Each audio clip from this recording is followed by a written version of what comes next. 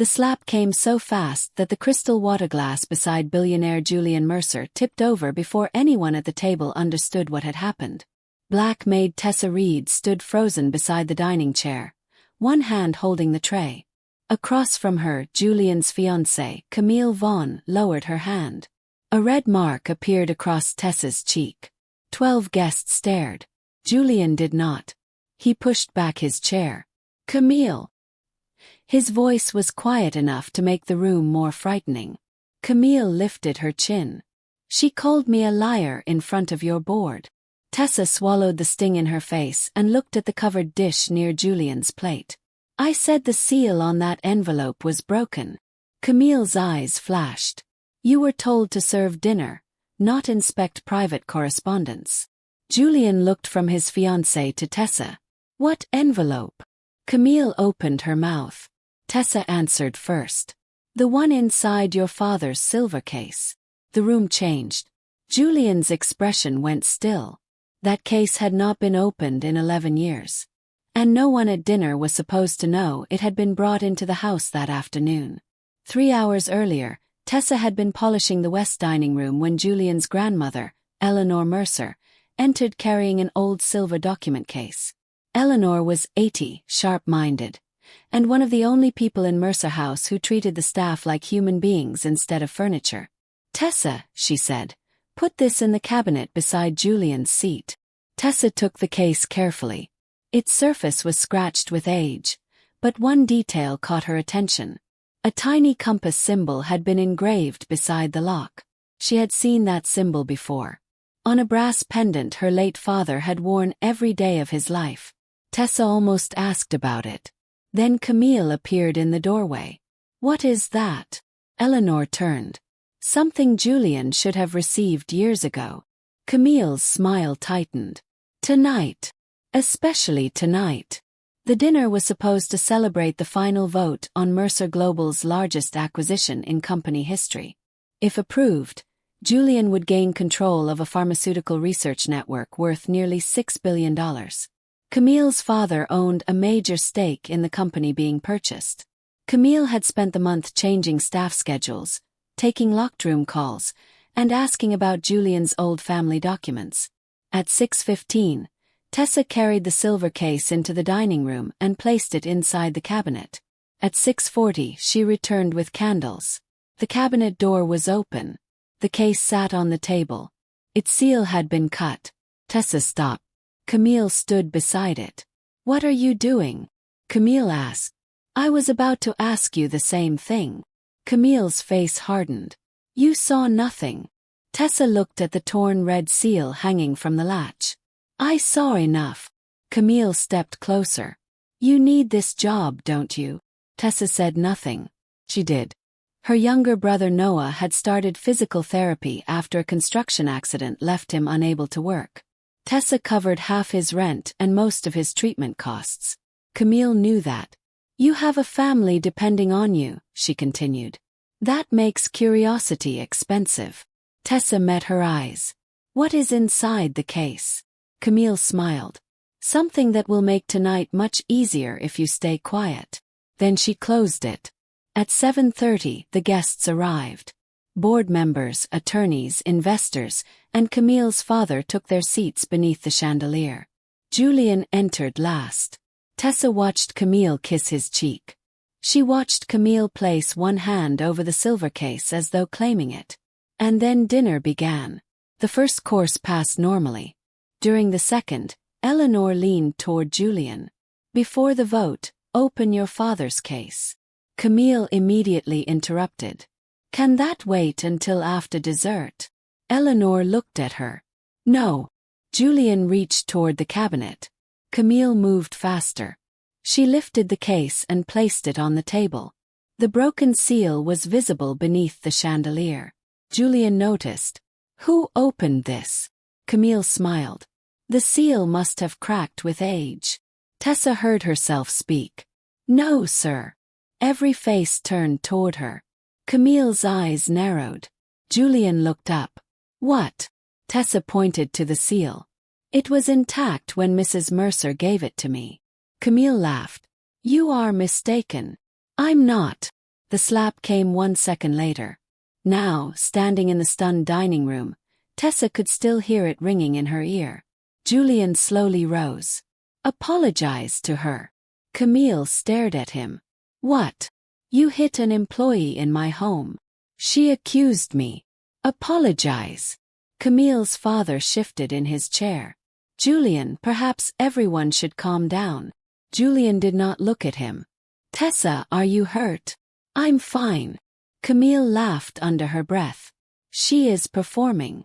Tessa turned toward the silver case. No, ma'am. I think you are. Camille went pale. Julian saw it. What does that mean? Tessa reached beneath the edge of the serving cart and removed something small. A torn piece of red wax. I found this under the table before dinner. She placed it beside the case. Pressed into the wax was part of a fingerprint. Camille's father stood. That proves nothing. Tessa looked at him. I didn't say whose print it was. He stopped. Eleanor's expression changed. Julian looked between them. Then he opened the silver case. Inside lay 3 items. An old photograph, a sealed letter, and a black ledger. Julian picked up the photograph first. It showed his late father standing outside a warehouse with 3 men. One of them was Camille's father. Another was Tessa's father. Tessa forgot the pain in her cheek. That's my dad. Julian looked at her. You're sure? Yes. Eleanor closed her eyes. Oh no. Julian turned to his grandmother. You knew. Eleanor did not answer. Instead, she looked at the black ledger. Open it. Camille reached forward. No. Julian's eyes snapped toward her. She pulled her hand back. Too late. Everyone had seen the fear. Julian opened the ledger. The first pages contained shipping records from 22 years earlier. The next listed payments. Then came names. Tessa leaned closer. Her father's name appeared beside one entry. Beside it were the words, "Witness, never paid." Her breath caught. Julian turned another page. A date had been circled in black ink. The same date Tessa's father died in what police had called a highway accident. She looked at Camille. Camille was no longer angry. She was terrified. Then Julian reached the final page. A fresh document had been inserted between the old records. It was dated yesterday. At the top, Mercer acquisition. Final silence payment. Below it was a transfer for $4 million. Recipient, Camille Vaughn. Julian's face went cold.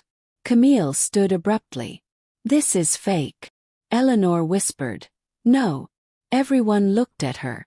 She stared at Tessa. Your father did not die in an accident. Tessa stopped breathing. Julian turned toward Eleanor. What are you saying? Eleanor looked at the sealed letter still inside the case. His father wrote the truth before he died. Julian reached for it. Camille knocked over her chair. Then every light in the dining room went out. The electronic doors locked. And somewhere beneath the house, a security alarm began to scream. The security alarm screamed through the darkness. Tessa instinctively reached toward the dining table, but Julian's voice stopped everyone. Nobody move. Emergency lights flickered on seconds later, washing the room in dim red. Camille stood beside her overturned chair. Her father, Victor Vaughn, had already moved toward the doors. Julian noticed. Where are you going? Victor forced a smile. To find out why your security system failed. You'll stay here. The command landed hard. Tessa looked toward the silver case. The sealed letter was gone. Her stomach dropped. It's missing. Julian turned. What? The letter. Your father's letter was inside the case. Eleanor looked down. It was there seconds ago. Julian scanned the table. Camille's handbag sat open beside her chair. Tessa saw the corner of a cream envelope inside. Camille followed her gaze. Then grabbed the bag. Tessa moved first. Don't. Camille stepped backward. You have no right to touch my things. Julian's expression changed. Put the bag down. Camille held it tighter. Julian, you are humiliating me because your maid has filled your head with nonsense. Tessa said nothing. Julian walked toward her. The bag. Camille stared at him. Then slowly placed it on the table. Julian opened it. No letter. Only makeup, keys, a phone, and a small black flash drive. Tessa frowned. She switched it. Victor laughed. This is becoming absurd. Eleanor looked toward the floor. Check beneath the chair. Tessa crouched. Nothing. Then she noticed a narrow service door beside the fireplace standing slightly open. It had been closed during dinner. Someone had entered during the blackout. Julian saw it too. Security. No response. His phone showed no signal. The house system had been jammed. Tessa walked toward the service door. Don't, Julian said. If someone took the letter, they came through here. And they may still be here. Tessa looked at him. That letter may explain why my father died. The words stopped him. Julian picked up a heavy fireplace poker. I'm coming with you. Eleanor reached for his arm. Julian, the case first. He looked back. She pointed to the black ledger. Take it. If someone wants the letter, they will want that too. Tessa slipped the ledger beneath her apron. Camille stared at her. You think hiding behind an old woman's secrets will protect you? Tessa looked directly at her. No. I think those secrets are what you're afraid of. Camille's face hardened. Julian opened the service door. A narrow hallway stretched behind the dining room. One wall held storage cabinets. The other connected to the lower wine cellar and records room. A broken security camera hung from its mount. Julian touched the cable. Cut! Tessa crouched beside the floor. A smear of red wax marked the tiles. Same color as the broken seal. They followed it toward the basement stairs. Behind them, Eleanor called out. Julian! You stop. There is something you need to know before you open that letter. Julian turned. What? Eleanor looked toward Camille and Victor. Then at Tessa. Your father believed someone inside Mercer Global was selling trial data 22 years ago. Victor immediately stood. That accusation was investigated and dismissed. Eleanor ignored him. Tessa's father, Samuel Reed, worked security at the old research warehouse. He discovered shipments leaving without authorization. Tessa's chest tightened. My father was a security guard.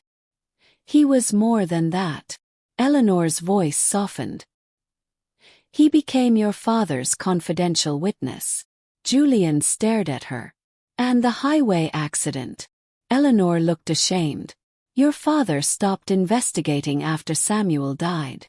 Tessa stepped closer. Why? Because someone threatened Julian. Julian went still. I was 14.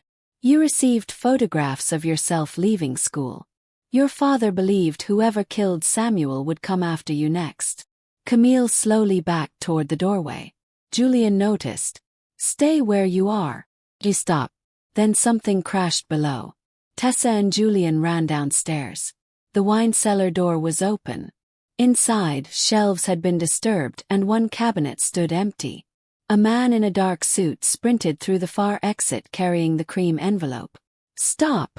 Julian chased him. Tessa followed.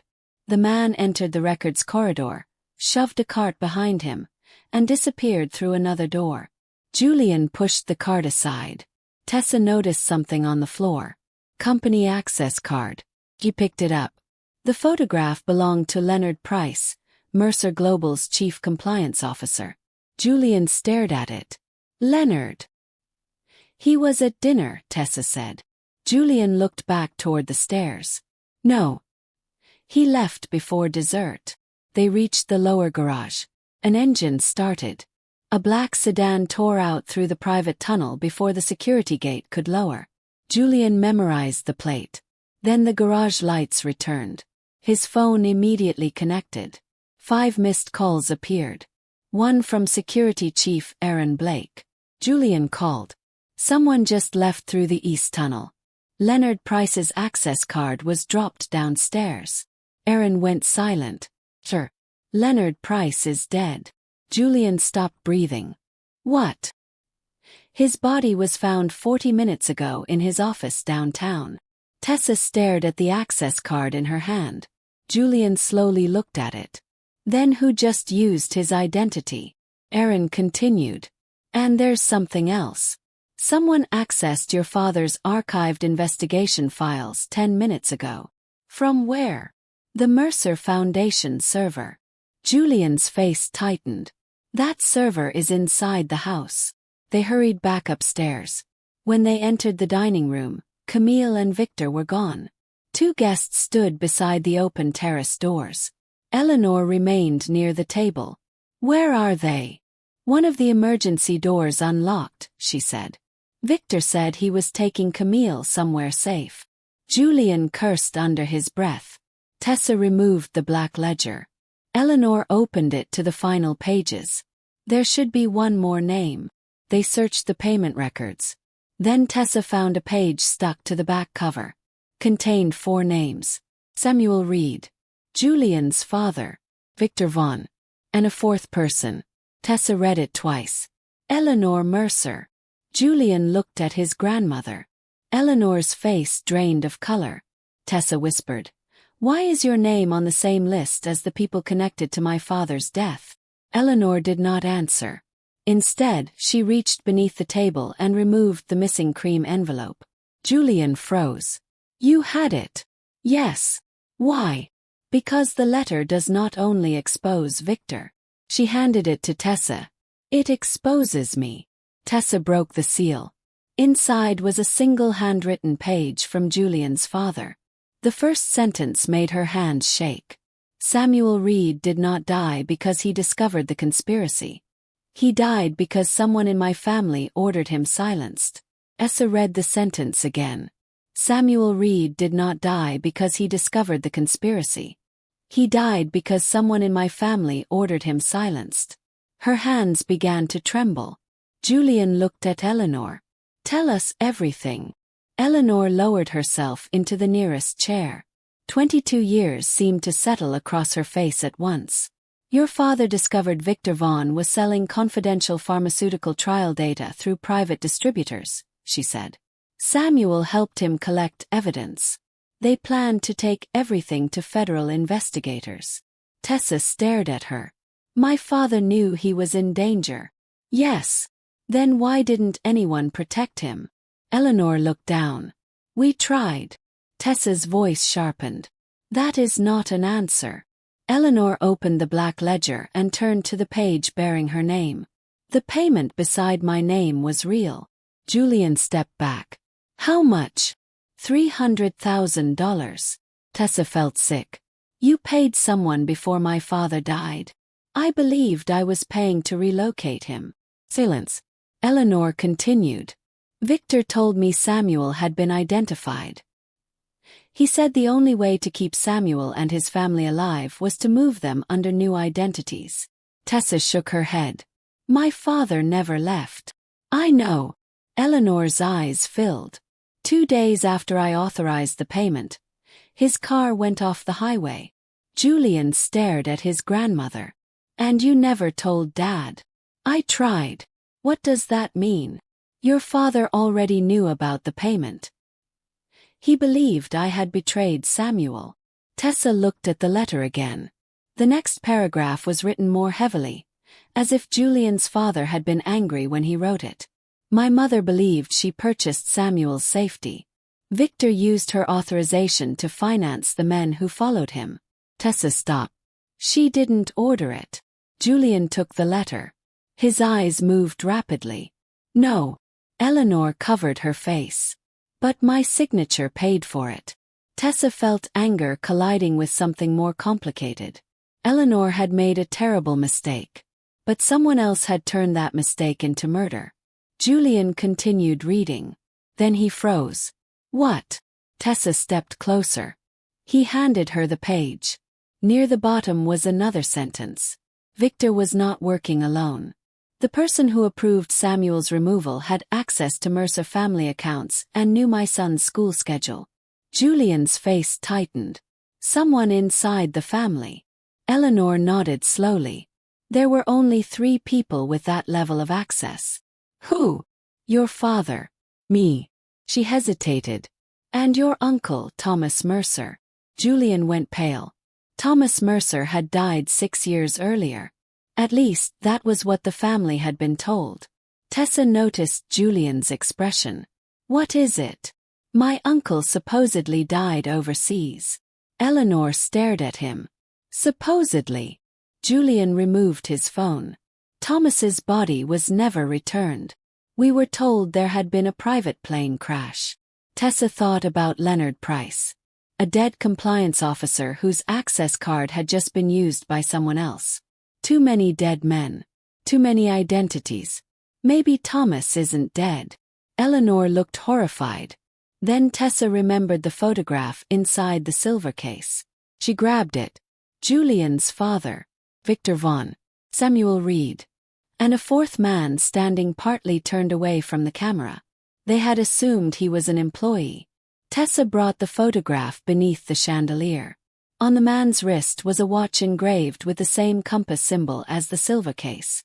Julian whispered, "That was Uncle Thomas's watch." The room seemed suddenly colder. Tessa flipped the photograph over. Nothing. Then she noticed the cardboard backing was thicker than normal. She peeled one corner. A second photograph had been hidden underneath. It showed Thomas Mercer sitting inside a restaurant. The date stamped in the corner was from 9 months ago. Julian stared. That is impossible. Tessa pointed to another person in the picture. Camille. She was sitting across from Thomas. The photograph had been taken before she and Julian announced their engagement. Eleanor whispered. She knew him. Tessa's phone vibrated. Unknown number. A photograph appeared. Her younger brother Noah stood outside his rehabilitation center, getting into a black car. Below it was one sentence. Bring the ledger to the old Mercer warehouse, or your brother learns what happened to his father the hard way. Tessa's breath disappeared. Julian read the message. No. Tessa grabbed her coat. They have Noah. You are not going alone. That message is about my family. And this conspiracy is about mine. Eleanor stood. There is something else. She removed the compass pendant from the silver case. Its back opened.